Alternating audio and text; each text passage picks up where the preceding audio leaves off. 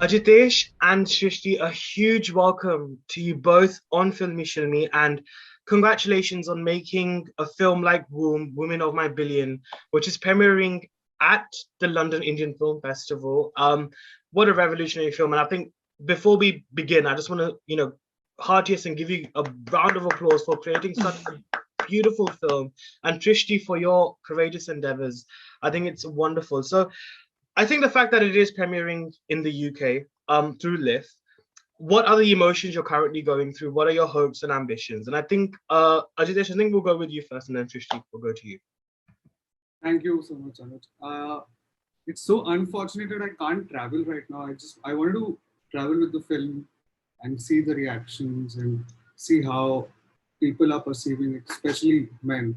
But I'm also happy that Srishti is traveling. So yeah, and it's amazing it's opening at LIFF and it's an important festival in UK. So yeah.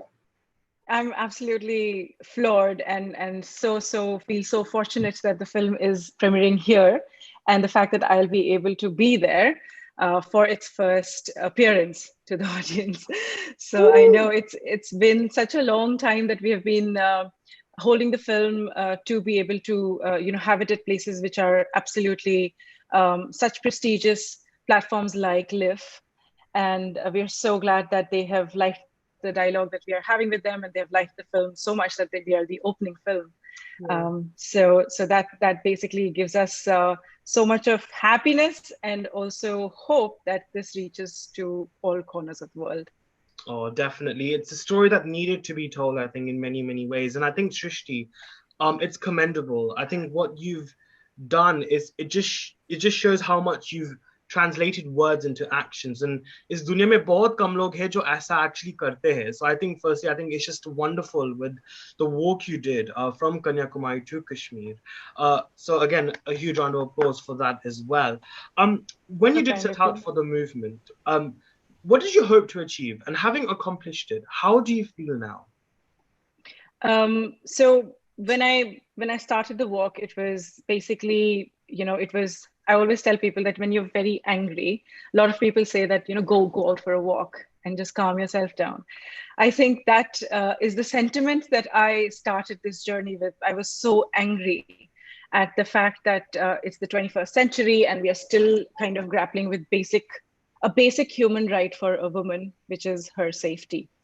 And this was triggered by a case that was Highway 91, where a mother and a daughter were gang raped in front of the father. So it kind of moved me to a degree where I wanted to have a dialogue with women who are facing this violence every day.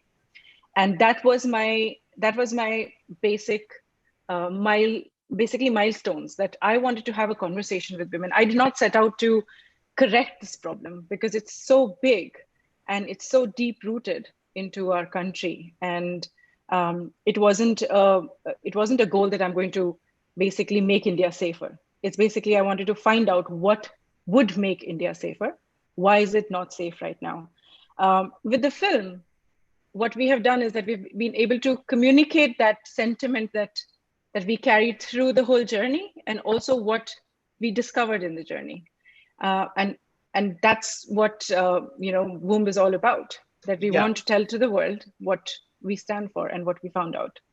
It's incredible. And like I said, I think it's the fact that you cared about your country, you cared about something that's really, really wrong, and instead of blaming people, you actively took that decision and decided to educate people about it, and rather than waiting around. And I think that is something which I really, really liked, as we discussed before we started our chat today. So I'm really, really glad that you did that, Srishti.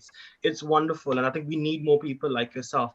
Ajitesh, when did you hear about Srishti's journey? And I think just if you could take me a bit more, Piche, how did the documentary creation actually happen? So this story is very interesting. So I was shooting for Delhi Crime in Delhi with Apurva, who happens to be our producer, and Srishti's sister. And Srishti was crossing Delhi at that time. And we all were in Delhi. And she came to our hotel, and that's how I was introduced to Srishti and the movement. And I was completely blown away. See, of course, I live in India. So I know what is happening around violence on women, but I never thought of doing something for it. So when I saw Srishti and when I saw her team, there was a camera team working with her. They were all documenting her visits, her workshops, and everything. But I was blown away with the fact that somebody can actually walk from Kanyakumari to Kashmir all the way. And it stayed with me, that the idea of just the walk. And then I started having these conversations with Apura while we were shooting for Delhi Crime in Delhi. And I used to keep giving her ideas. Listen, I have an idea for Srishti. I have an idea for this movement. And one day we were just sitting and I said, there should be a film. And there should be a film on her. We should document, we should start doing something. And that's when she came to Bombay and she gave me 1,000 hours of footage in some 6-7 hard drives. And it took me some 3 months to just watch it. I used to wake up in the morning and till evening I used to just watch and take a coffee break and go down and then come back again watch. So I was involved. And then after 3 months, I started writing the script. I started imagining if I was working with Srishti, how would I have made this film? Okay. So I started from scratch and then I narrated it to Srishti and Apurva, and that's why I was on board.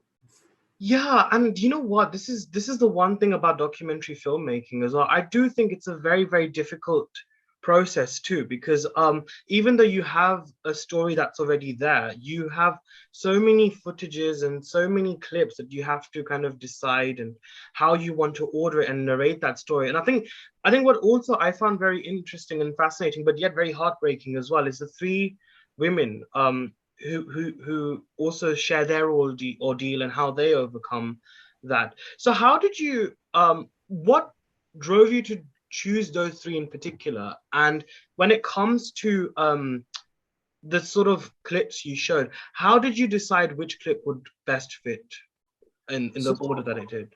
Srishti's camera team had interviewed some 300 women, Srishti. Yeah, around 300 to 400 women. We had interviews of them, like narrating their personal stories. So I used to watch those interviews, and I used to I was just thinking, I was shortlisting women because I can't obviously put 300 women in 90 minutes.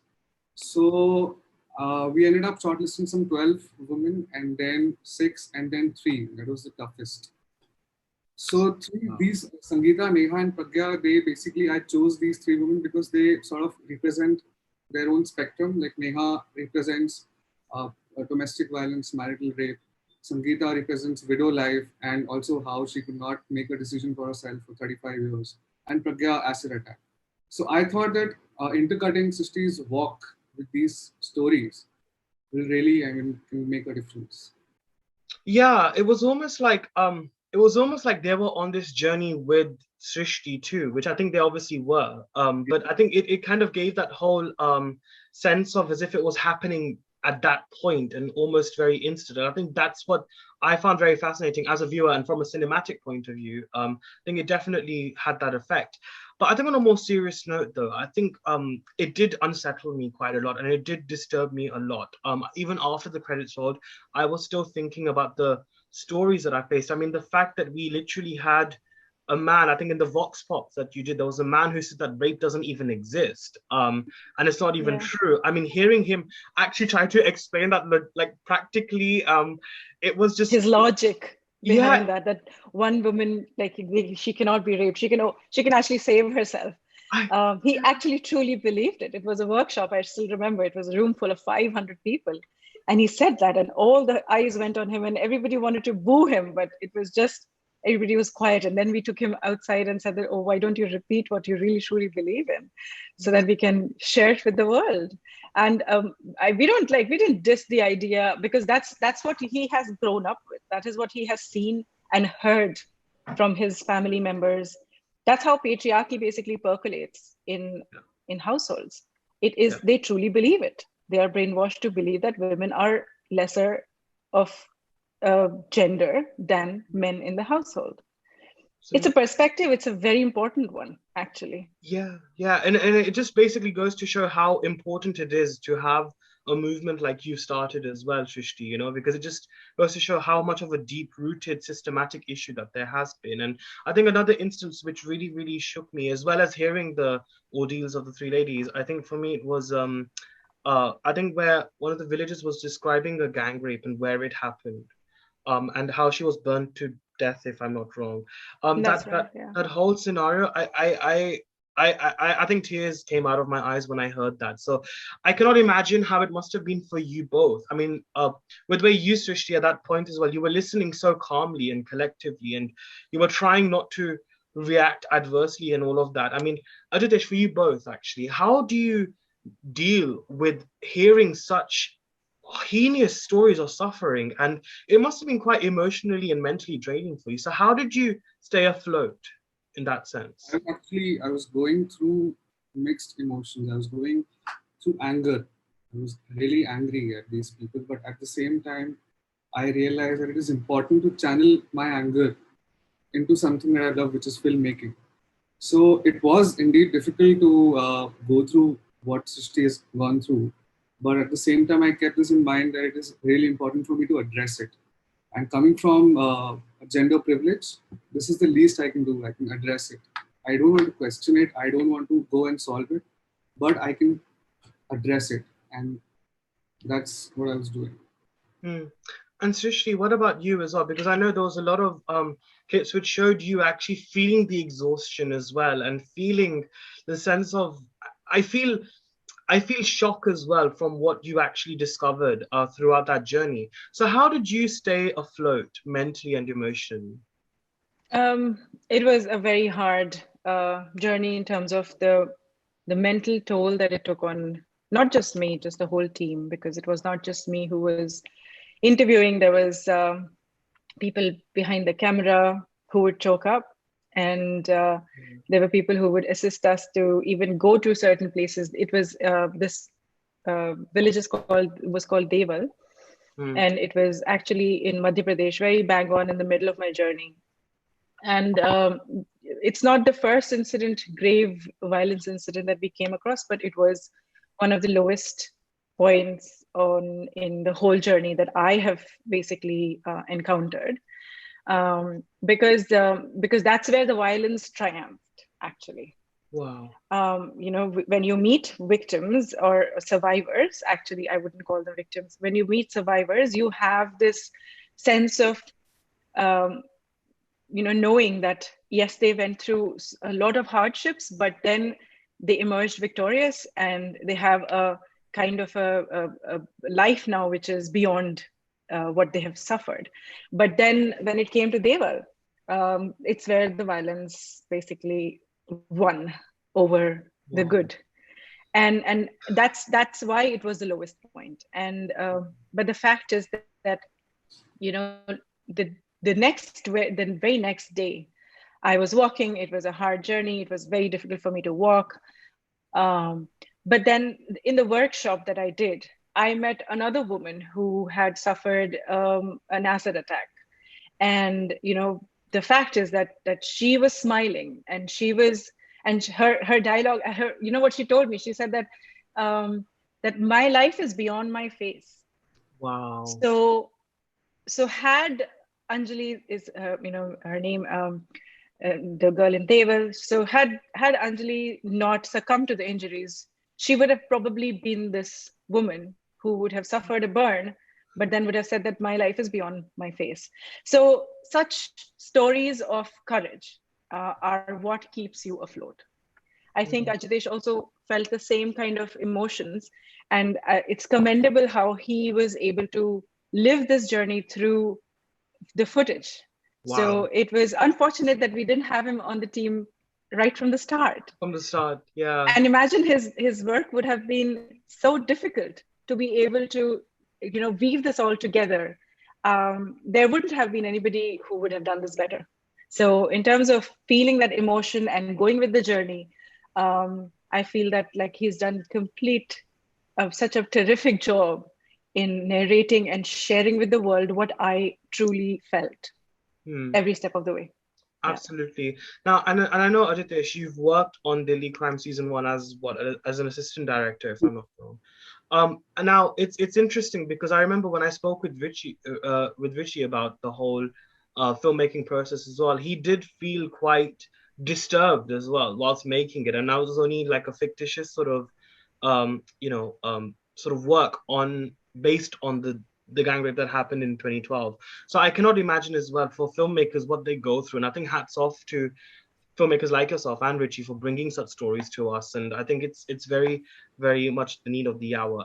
But what I also realized, Ajitesh, is the fact that season one of Delhi Crime had a very humanized and real account of dealing with such heinous crimes against women. Now, and I felt that humanized approach as well, that very raw humanized approach as well, again, when you were making Womb.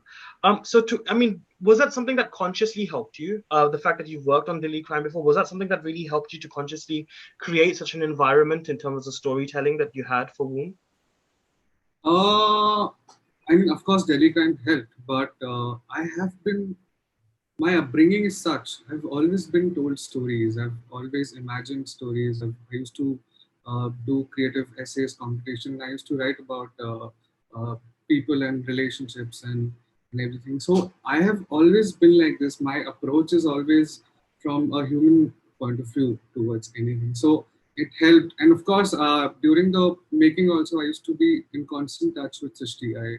Whenever I would get stuck at any point, I would call Srishti and then discuss, and then she would share her experience. I would ask her questions like, what were you thinking when you were crossing 800-kilometer mark?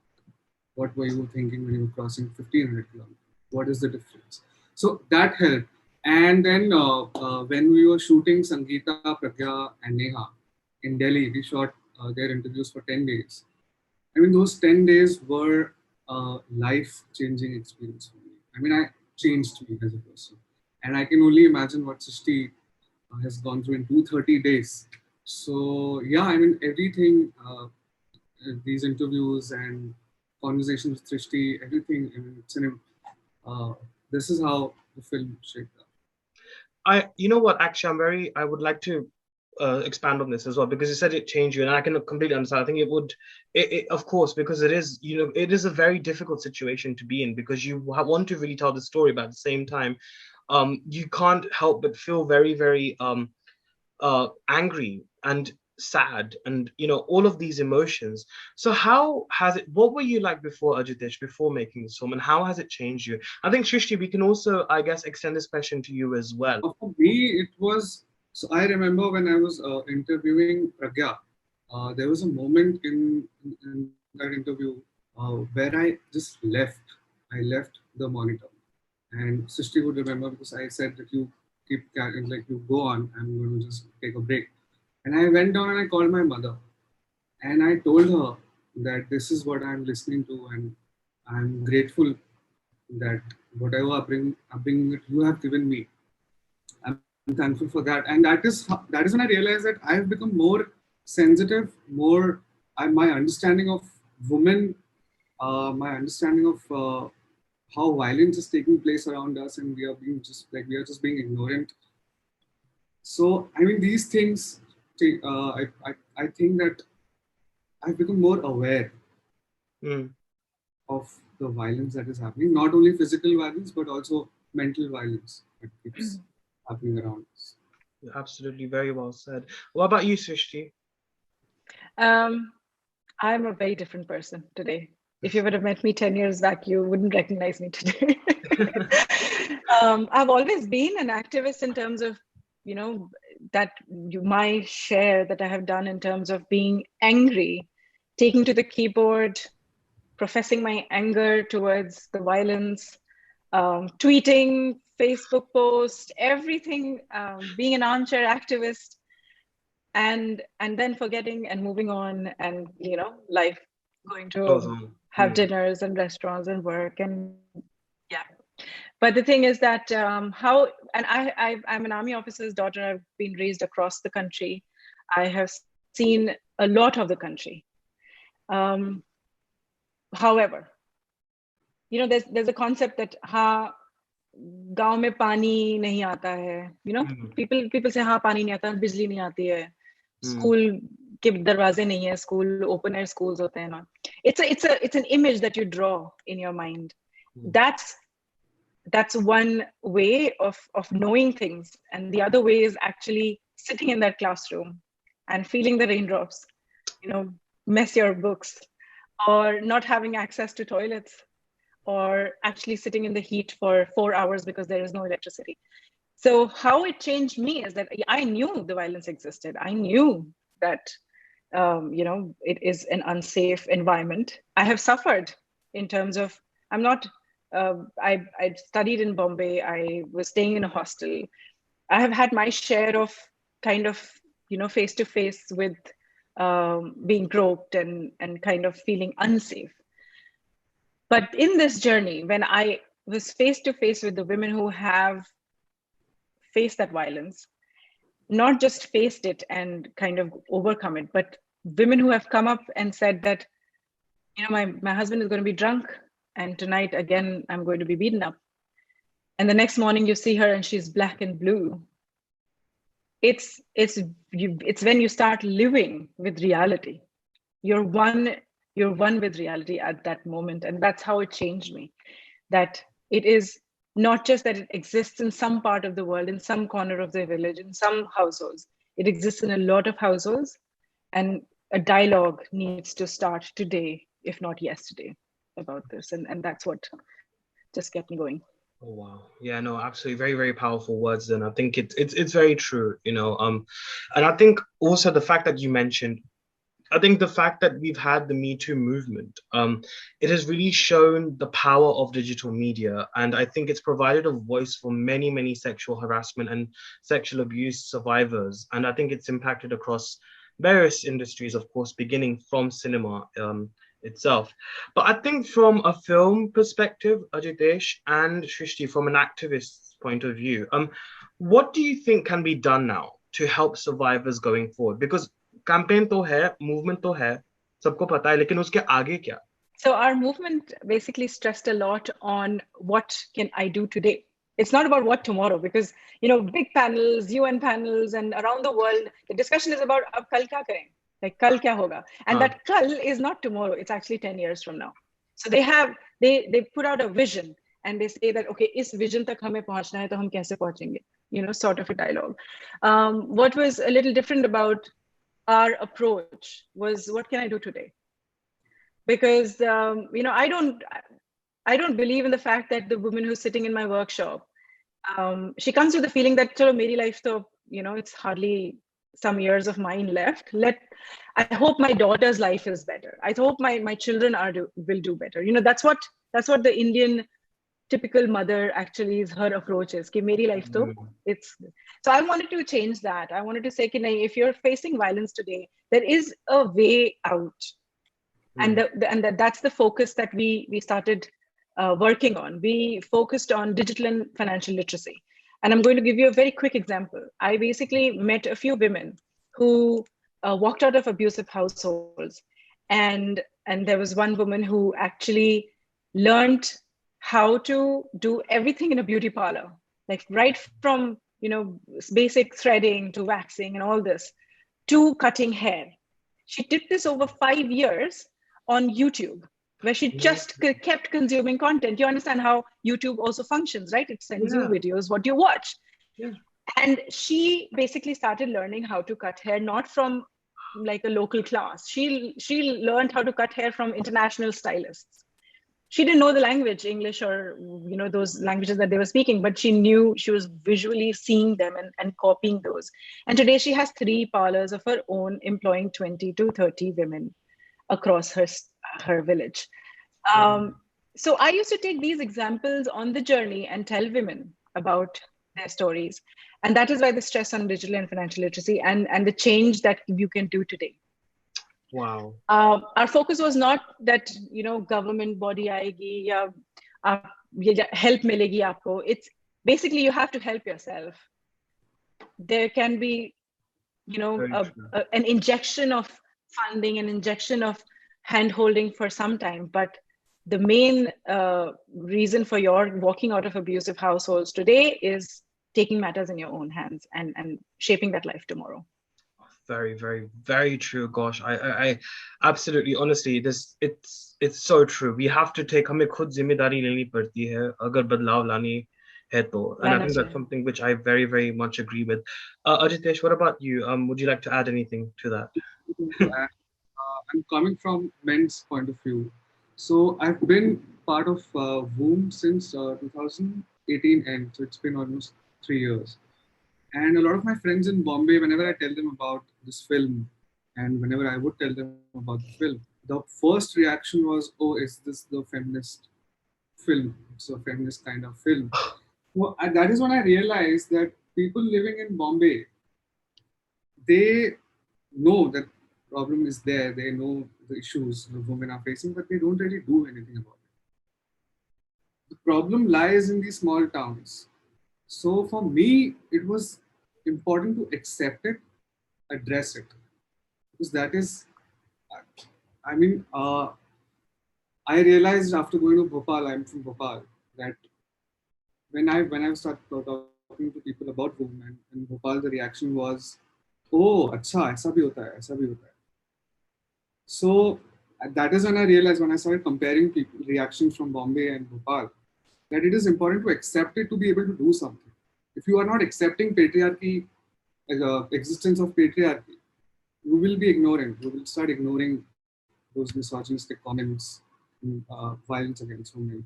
So for men, they should start accepting that yes, we are a patriarchal society. We should accept it. We should do something about it. We should point out things that are not fair. So yeah, the whole objective was to accept and address. Yes, and I think in a sense as well, it's great that Hindi films nowadays are taking that social responsibility. Like we had Thappar, Anubhav Sinha's film, and then we also had Meghna Gulzar's Chapak, which again talked very, very starkly about the patriarchal society and the suffering of women at the hands of very toxic men. I think it's very telling that we're seeing such stories emerge now, and I think it's great. But how do you feel? I mean, I think Srishti, I know you touched upon this, but I guess from a film perspective, how do you feel change can transpire within society, and can cinema necessarily act as a catalyst towards implementing social change of any kind? Ajitesh, would you like to go for this one, actually? The impact of storytelling on culture, on people is huge. I've always talked about it. Our upbringing can change. I mean, I remember the stories I was told when I was a kid. So I believe in storytelling, hence cinema. And I think that a movement like Voom, a movement like Cross the Minds, making a film, Voom is a part of that movement. It's not a movement, it's a part of a bigger picture.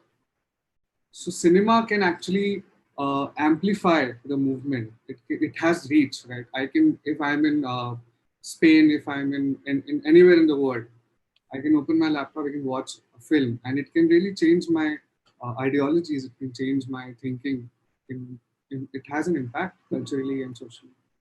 So, yeah, I think Srishti, you mentioned this in the documentary, where it's and I really, really agreed with you. It's like it's all about us. You know that workshop that you were telling to people for everyone to clap, and that rhythm, they got a bit dysfunctional because they were thinking about whether they're clapping first rather than actually being together. And I feel that whole unity aspect is so, so true.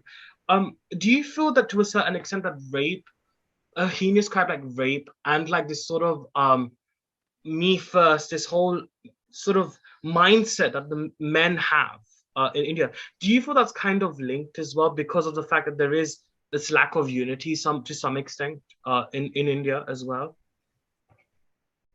In terms of like the upbringing that a lot of households have, yes, there is a lot of focus on the boy of the house being that basically preparing the kingship for him. He is pampered, he is taken care of, his needs are met. Whereas a girl, she's always striving and, kind of wanting for her desires to be even said, forget met.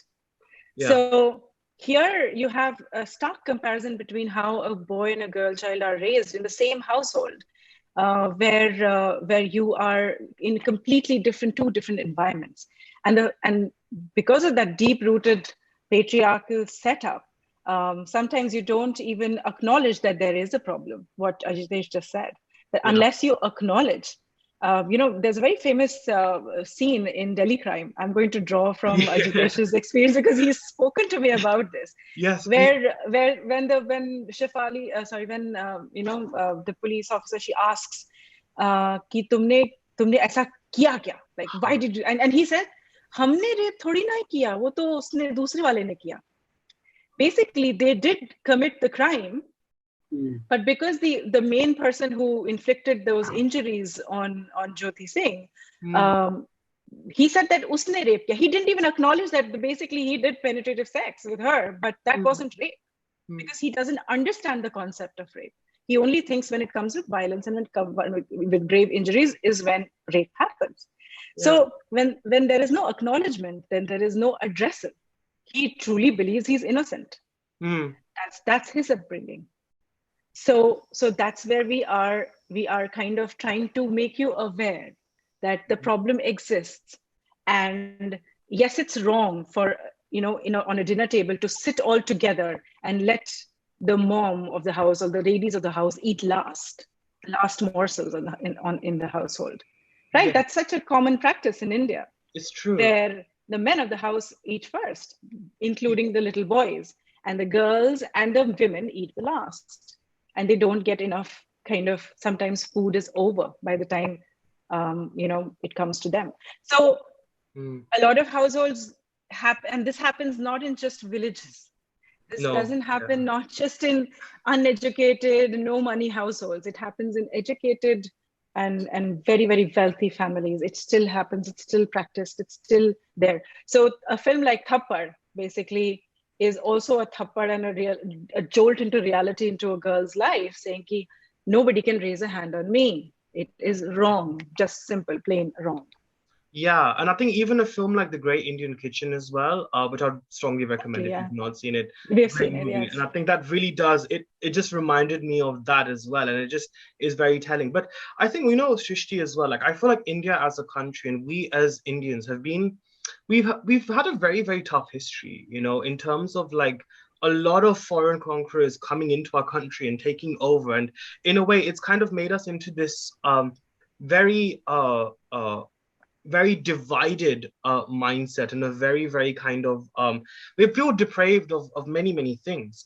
Do you feel a lot of these crimes also could stem from that too? Maybe as a way? Absolutely. I mean, we have led lives in a very competitive scenarios. Yeah.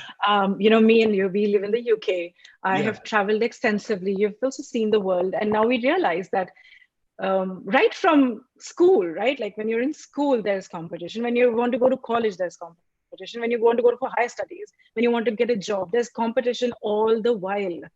There is no respite from that competition. And that's how you start living your life eventually. There is always that competitiveness that I have to get it, I have to go and I have to get. Now, when that sort of upbringing happens, you focus a lot on how to develop self, how to meet your needs, not how to be considerate of the society or the people around you, for example. So, should I actually, if there's something which is coming towards me and it's mine, this whole feeling of mine is very, very prevalent and even more aggravated in a boy's life in our country. And sometimes that percolates into the fact that, if I can't hear no for an answer. Most of the acid attacks in our country are a result of a no. Very true, exactly. 50% of them. Yeah. So yes, there is a lot of that feeling. In my school back in the day, girls were never encouraged to participate in sports like cricket, football. So I think it starts from there also, and also the ratio. So for me, when I was a kid in school, I was always under this impression that a girl would never choose football, a girl would never choose cricket, because apparently it's for boys because we are physically more strong. It was until I came out of school, I traveled outside Bhopal, I realized that how wrong was it. I mean, they were only encouraged to participate in dance competitions or art and craft, but they were never encouraged to go and play football. So I think it starts from there also. It starts from school, absolutely, upbringing. It's at home. Mhm. Boy Yeah, child. we speak extensively about at-home gender norms that are We have this part in the kind. film also where Srishti is jokingly saying that ladki ki chai wala party. Remember that, Srishti? We used to joke Yeah. about Basically, it's because chai. the girls are so encouraged that they should know the household work, how the parents always want them to know how to cook. And, you should know how to make chai so that it should be something that you can serve when suitors come and their parents come and you are able to impress them, basically. It's Yeah. such a gendered kind of conversation that happens in every household. Yeah, it's so true, and I think the fact that we're even having this conversation is a great start. I think it's a great start, and I just hope that a lot of these conversations now, and thanks to people like yourself, Srishti, that hopefully those will soon translate into more actions and more change taking place within society. But I think on a final note, given the fact that Womb is premiering at London Indian Film Festival, um, how do you hope to take the documentary forward in terms of its release and maybe perhaps showing it to a more wider audience as well, Ajitesh? Okay, so we have Apurva, our producer, with Monisha and everybody. So Apurva is an Emmy Award winner producer. So Of course, yeah, of on that, course. I totally forgot. I can't believe I forgot that. I mean, and also closely worked with Srishti during the walk also. So she is very passionate when it comes to film and her movement. So I'm sure she has plans. It's not only about the release. I think it's also about the reach. Yeah, I would like the film to travel to places, irrespective of country, because that's how I imagine the film to be. Should reach. The film is part of New York Film Festival as well, Indian Film oh, Festival. that's great. So, so Congratulations. it's thank you. So has its American, kind of a premiere right now going on, Wow. and then comes here, London. We're hoping that the film now is able to travel more, and of course, Apurva is a very very passionate storyteller. Yeah, She has worked really hard on the project in terms of her being with me every step of the way, because initially it was about my vision to walk, but then it was her vision to be able to tell this to the world. yeah, Mine was solely focused on meeting the women. It was hers that this meeting should be documented to be able to share with the rest of the world what did we learn eventually. I mean, So she, Karsh, the editor, music by Tajdar, Apurva from the team, and I mean, for everybody. everybody, it's such a passion project. Like, she was yeah. able to put together the right cogs in this whole machinery to be able to have that passion driven project sentiment. It Mhm, wasn't a job for any one of us, actually.